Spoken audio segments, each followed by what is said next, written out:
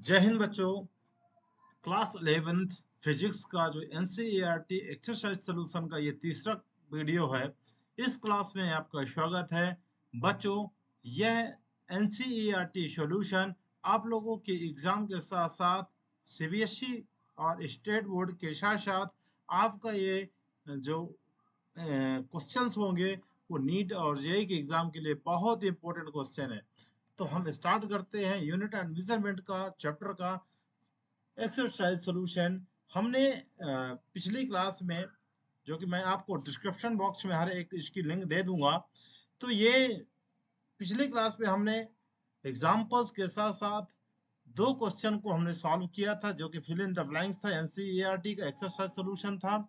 आज हम इस क्लास में question number third, fourth, fifth and six, पांच क्वेश्चन हम डिस्कस करें। 7 क्वेश्चन तक स्टार्ट डिस्कस करेंगे, यानी कुल टोटल मिलाकर के हमारे पास 5 क्वेश्चन होंगे। ठीक है ना। क्वेश्चन नंबर 7 तक इनको हम कंप्लीट करेंगे, है ना। तो इसका सॉल्यूशन जो है ये है आपके पास। सॉल्यूशन हम स्टार्ट करते हैं। सबसे पहले देखिए इस कॉन्सेप्ट को, इस क्वेश्चन के कॉन्सेप्ट को समझिए, अन्य क्वेश्चन भी आपसे आराम से बन जाएगा। क्वेश्चन क्या कह रहा है कि calorie is a unit of heat. तो हीट की जो यूनिट होती है वो कैलोरी है। ठीक है। हीट की यूनिट है कैलोरी। ठीक है। और एनर्जी इन ट्रांजिस्ट, यानी हीट और एनर्जी की जो यूनिट होगी वो कैलोरी में, बट एक न्यू यूनिट हमारे पास है and it equal about 4.2 joule, क्योंकि 1 कैलोरी 4.2 जूल होता ही है, ये पता है आपको।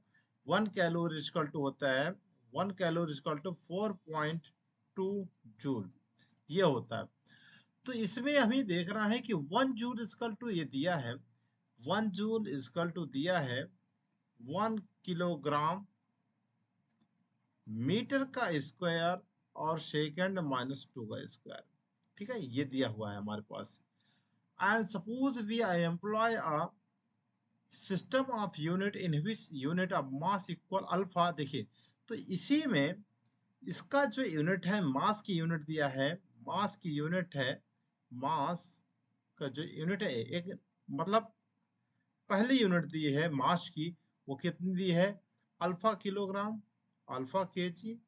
ठीक है। और लेंथ की जो यूनिट दी है, लेंथ की जो यूनिट दी है बीटा मीटर। टाइम की जो यूनिट दी है, टाइम की यूनिट दी है गामा सेकेंड। ठीक है। The unit of time is gamma. Show the calorie has a magnitude of 4.2. ये दिया है, हमको सिद्ध करना, प्रूव करना है कि इतना होता है कि नहीं, न्यू यूनिट में देना। तो सबसे पहले आपको पता होगा कि यहाँ पास एनर्जी का जो डायमेंशन होता है ml/2t-2, ये आपको मैंने पहले भी बता चुका है, ये इसका डायमेंशन होता है। ये हमारी फर्स्ट यूनिट है। अभी हमें न्यू यूनिट हमने नहीं निकाला, यानी सेकंड यूनिट फाइंड नहीं करा। तो उसके लिए एक फेमस फॉर्मूला है। उसका जो फॉर्मूला होता है N2। अगर दूसरी यूनिट हमको देखिए, दूसरी वैल्यू अगर निकालना है, मैग्नीट्यूड ऑफ न्यू यूनिट निकालना है, तो उसके लिए देखिए, एक यूनिट से दूसरे यूनिट में कन्वर्ट करने के लिए हमने फॉर्मूला यूज करेंगे, जिसका N2 = M1/M2। ठीक है। जिस वाले फॉर्मूला का यूज करेंगे, इसकी पावर में 1 चढ़ाएंगे। L1 यहाँ पास M2 करिएगा, L1/L2, और इसमें भी रखिएगा पावर में, और T1/T2, ये इसको रखिएगा। ठीक है।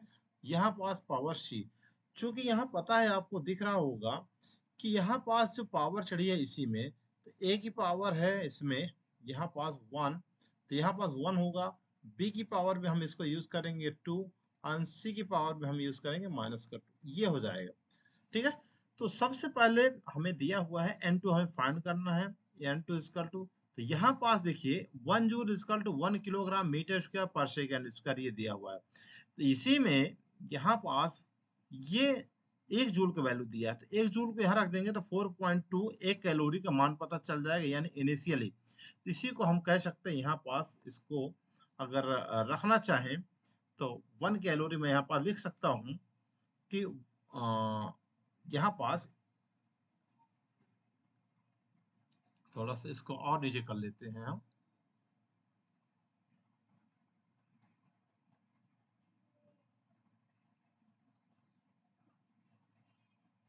ठीक है, ये यहाँ पास मैं लिख सकता हूँ 1 जूल, कैलोरी और जूल एक ही है।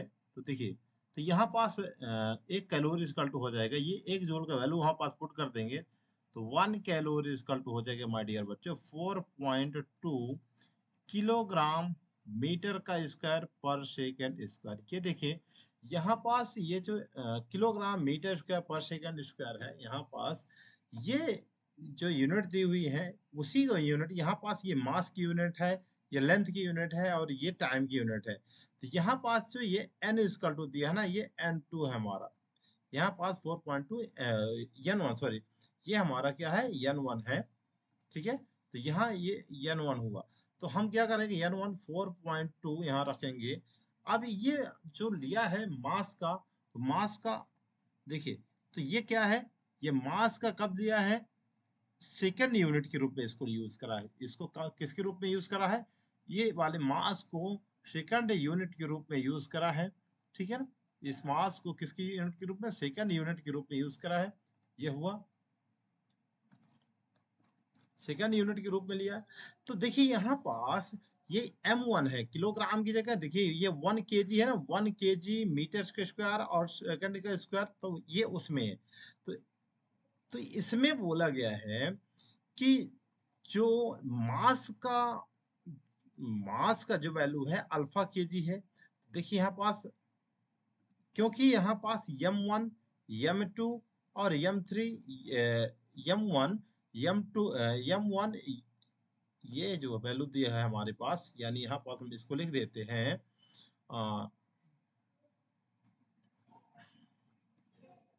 ये हो जाएगा हमारे पास m1 का मान, ये हो जाएगा l1 का वैल्यू और ये हो जाएगा t1 का वैल्यू। ठीक है, तो यहाँ पास हम पुट करेंगे m1 की जगह kg और यहाँ पास ये m2 जो दूसरी वैल्यू आई है, यानी ये वाली m2, तो ये इसको हम अल्फा kg रखेंगे यहाँ पास, अल्फा kg। ठीक है,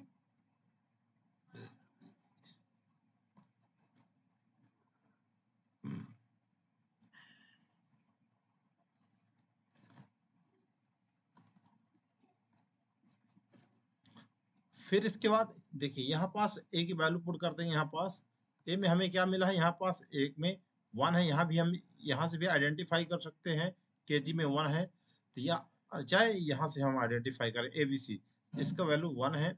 इसके बाद L1 का वैल्यू कितना दिया है, मास मीटर, 1 मीटर, तो मीटर रख दीजिएगा यहाँ पास। और ये लेंथ, जो लेंथ का यूनिट है बीटा मीटर हो गया, और इसकी बी की वैल्यू है 2।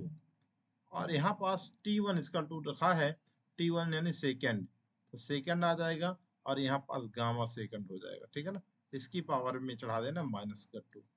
क्लियर हुआ। अभी n2 इक्वल टू आएगा हमारे पास 4.2। देखिए केजी काट दीजिए, m से m काट दीजिए, सेकंड से सेकंड काट दीजिए, आएगा 1 अपॉन अल्फा का पावर 1, 1 अपॉन बीटा की पावर में 2 और 1 अपॉन गामा में -2।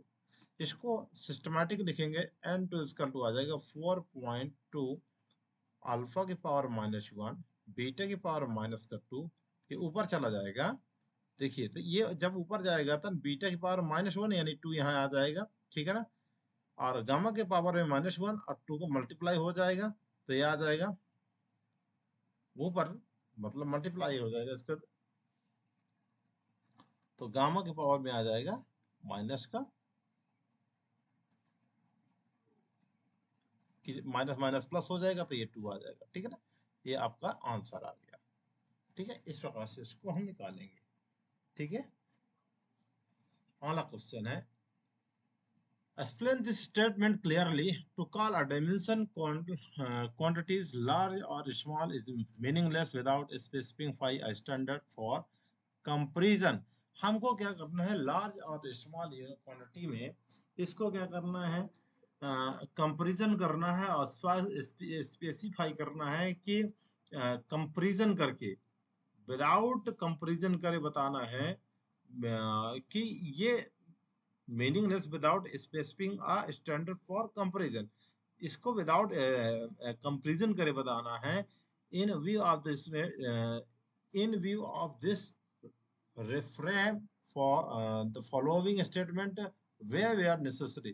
ये एक स्टेटमेंट दिया है, इसमें बताना है कि स्मॉलर देन कौन है, तो बिल्कुल आप अपने से लगा सकते हैं। Atom and are very smaller object. जो एटम होता है वेरी स्मॉल होता है object comparison to social ball.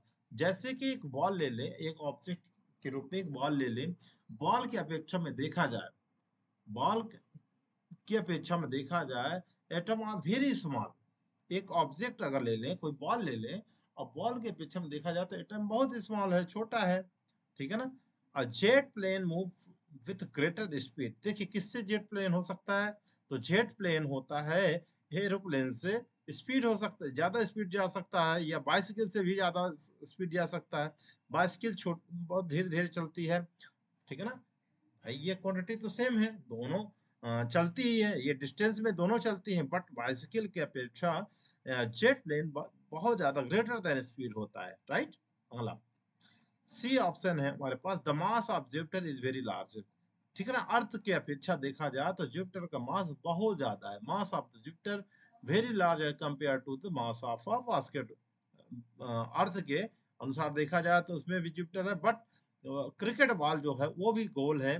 Football जिसकी बात करते हैं तो फुटबॉल की बात करा जाए अगर, तो उसका मास, जुपिटर का मास बहुत ज्यादा है क्रिकेट के बॉल से। फिर इसके बाद ऑप्शन नंबर डी में दिया है, air inside the room contain. Room के अंदर जो एयर होती है, लार्ज नंबर ऑफ मॉलिक्यूल्स, बहुत ज्यादा मॉलिक्यूल्स होते हैं। तो उसी प्रकार इसका आंसर होगा, the air inside room contain a large number of molecule as compare to the presence of geometry box. Geometry box के अंदर अगर देखा जाए, उसके मॉलिक्यूल से ज्यादा एक रूम के अंदर होते हैं। ये कंपेयर करा रहे हैं हम, ठीक है। A proton is much more massive than as electron। Proton is more massive than an electron, बिल्कुल सही है। मच नहीं, मच मोर नहीं, मोर मैसिव होगा, मच मोर नहीं, मोर मैसिव होगा, राइट। फिर इसके बाद स्पीड ऑफ साउंड मच, देखिए फिर आगे ना, much smaller than speed of light, नहीं, speed of sound is less than the speed of light. इस जो speed of sound is less than speed of light, speed of light से speed of sound कम होती है, ये बताया गया है, ठीक है। चलिए क्वेश्चन नंबर 5 आ गया, new unit of length chosen such the speed of light in vacuum in unit. Unity का मतलब होता है पर यूनिट, ठीक है ना, यूनिट का मतलब होता है पर यूनिट। तो सबसे पहले हमें क्या निकालना है, what is the distance between sun and the earth in term of new unit of light taken 8 minute and 20 second to cover this distance।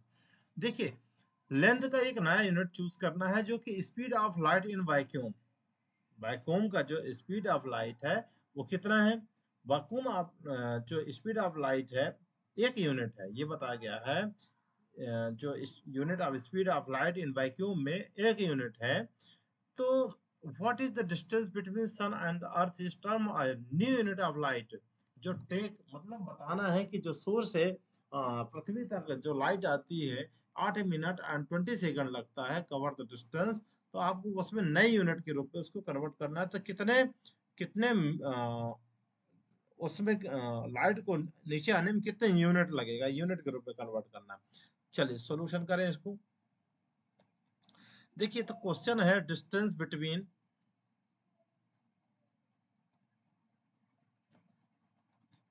distance between sun and earth। sun and earth is equal to distance between sun and earth is equal to speed of light, speed of light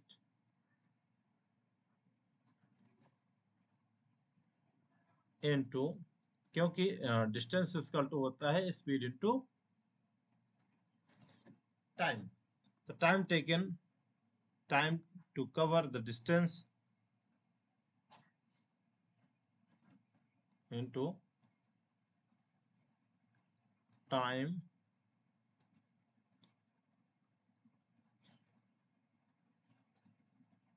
taken by light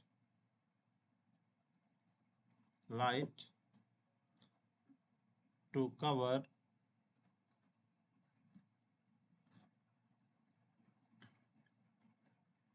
the distance.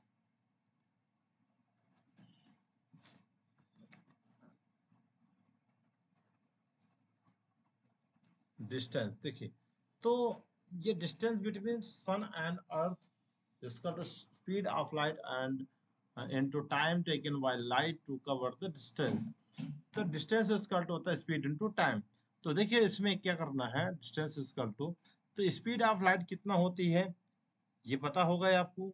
तो speed of light दिया हुआ है जो कि given already है, क्या है, हमें यहाँ पास लिख देते हैं, गिवन है, क्या गिवन है, गिवन है कि यूनिट, एक न्यू यूनिट में गिवन हमें क्या दिया है कि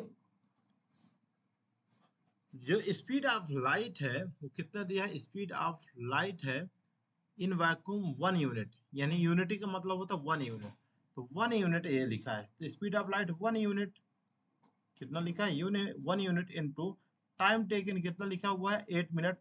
तो गिवन क्या है हमारे पास, यहाँ गिवन है 8 मिनट प्लस 20 सेकंड को कन्वर्ट करोगे 8 × 60 minute, 8×48 plus 20 second equal to 500 second, यानी 500 सेकंड आ जाएगा, है ना।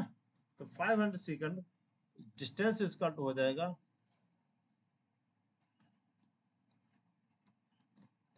डिस्टेंस इजकल टू हो जाएगा 5 × 5, ये आ गया यूनिट, ठीक है।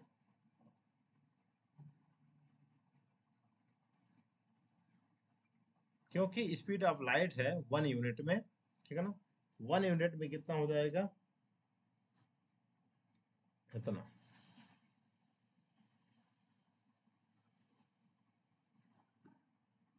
फाइव 500 यूनिट इसका आंसर आ गया। अब बात करते हैं, एक क्वेश्चन है छठवां, which of the following most precious device for measuring length, vernier callipers और screw gauge.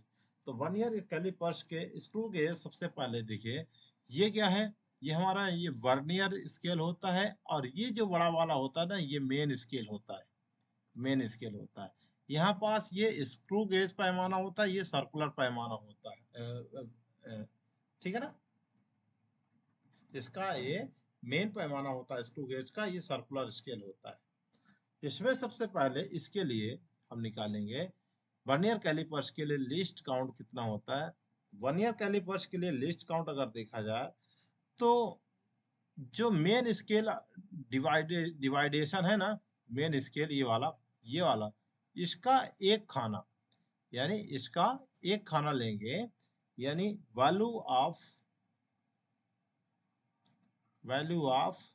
1 main scale of division, इसका लेंगे, ठीक है, अपॉन, अब इसमें नंबर ऑफ डिवीजन, इसमें कितने नंबर हैं, इस value of 1 main scale of division, यानी मेन स्केल डिवीजन का एक लेना है, एक खाना लेना है, ठीक है ना, क्या लेना है, इसका ये जो मेन स्केल है ये वाला, इसका एक खाना लेना है, और नंबर ऑफ डिवीजन मतलब इसके कितने डिवीजन है, इसमें नंबर ऑफ डिवीजन ये लेना है, इसको ले लिया, ठीक है। तो नंबर ऑफ डिवीजन जब हमने ले लिया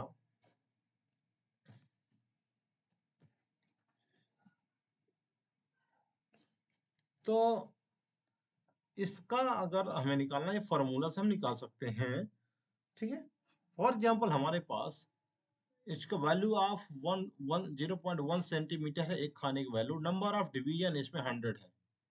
इसका आ जाएगा लिस्ट काउंट 001। अगर इसमें 10 है तो 10 के लिए और कम आएगा, ठीक है ना। तो ये सेंटीमीटर में आ गया, किस में आ गया, सेंटीमीटर में। दूसरा भी फॉर्मूला होता है लिस्ट काउंट का, 1 मेन स्केल ऑफ डिवीजन इसका खाना और 1 वर्नियर स्केल ऑफ डिवीजन।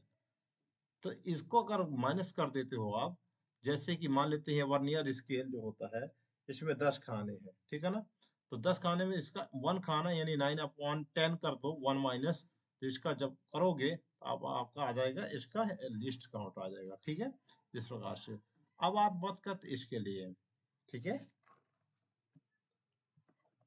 तो इसमें जो पिच होती है, ये मेन पैमाना इस पे पिच है।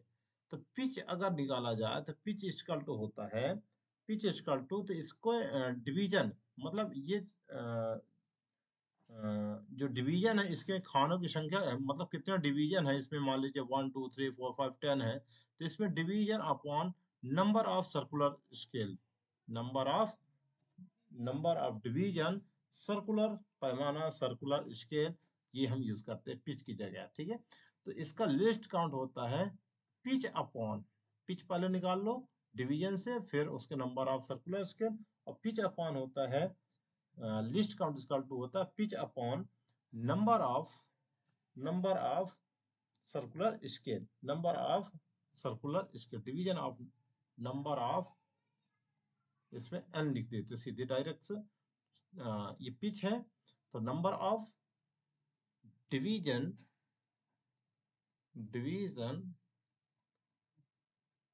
On circular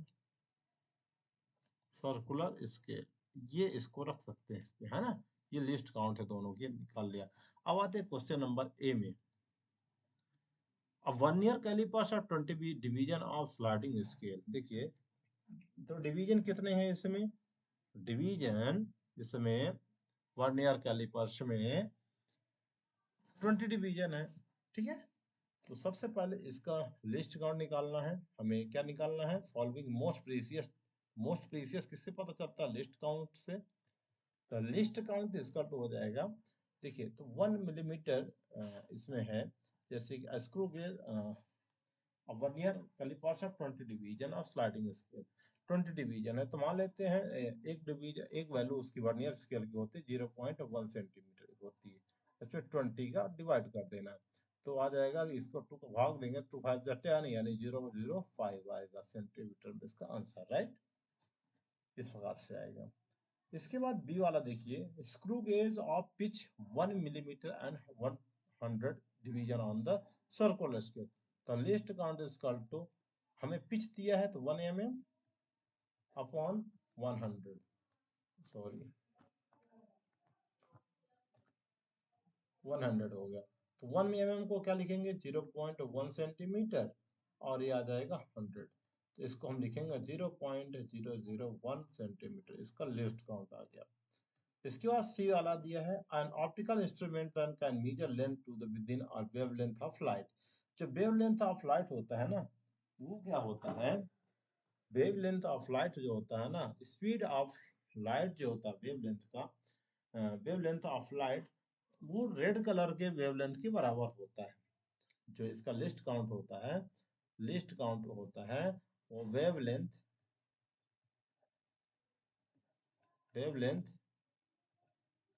wavelength of red colour of light.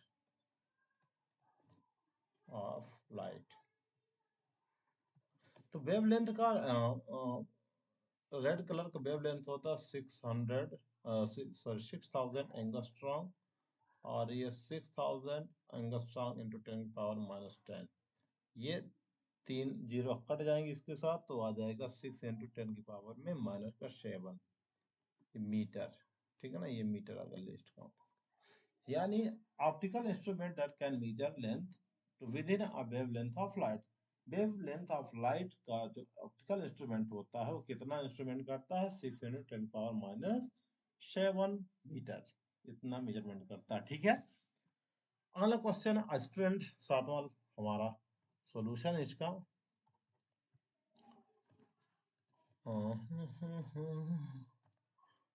A student measure that thickness of human hair, एक बच्चा है जो कि ह्यूमन हेयर को मेजरमेंट करना चाहता है, उसके थिकनेस को, looking at the thought of microscope of magnification 100। तो माइक्रोस्कोप जो दिया है, माइक्रोस्कोप ऑफ मैग्निफिकेशन मैग्निफिकेशन कितना दिया है, 100 दिया है। ठीक है, इसका दिया हुआ है। और he make 20 observation this find this average width, ये 20 ऑब्जर्वेशन करता है, कितना करता है, 20 ऑब्जर्वेशन करता है विड्थ ऑफ द, मतलब average width of the hair in the field on view of microscope in in 3.5 millimetre. तो कितना इसको भी, इसकी लेंथ निकालते हैं कितना हो। तो इस 35 मिलीमीटर माइक्रोस्कोप के फील्ड्स में उसको मेजरमेंट करता है, कितनी बार, 20 टाइम। तो इसमें हम निकालेंगे एवरेज विड्थ ऑफ, ये देखिए यहां से निकालेंगे average width of hair in the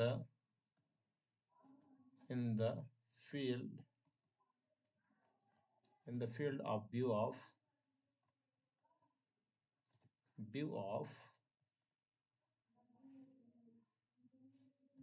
the microscope is equal to 3.5 mm, इतना निकाल। तो एक्चुअल थिकनेस निकालने के लिए क्या करेंगे, 100 जो मैग्निफिकेशन उसका था, मैग्निफिकेशन का जो फॉर्मूला होता है एक्चुअल का, वास्तविक एक्चुअल थिकनेस, ये निकालना ना, thickness of hair, actually thickness of hair is equal to 3.5/100 का डिवाइड कर देना है टोटल, तो आ जाएगा 0.035 मिलीमीटर। ये आ गया इसका आंसर। ठीक है, ये होता है। तो इस प्रकार से ये वाले क्वेश्चन अगली क्लास में पढ़ेंगे, 8, 9, 10, 11, 12, और ये अगली क्लास में हम लगभग कंप्लीट करेंगे इसको। ठीक है ना, अगर देखना चाहते हैं तो इसको भी हम देख सकते हैं, जैसे कि photograph of house occupy area, area occupy करता है, इसको भी हम बता सकते हैं अभी। ठीक है ना, बट ज़्यादा लंबी क्लास हो जाएगी, हम अगली क्लास में इसको पढ़ेंगे। ठीक है, तो इस क्लास में बस इतना ही। सो थैंक यू, जय हिंद माय डियर बच्चों।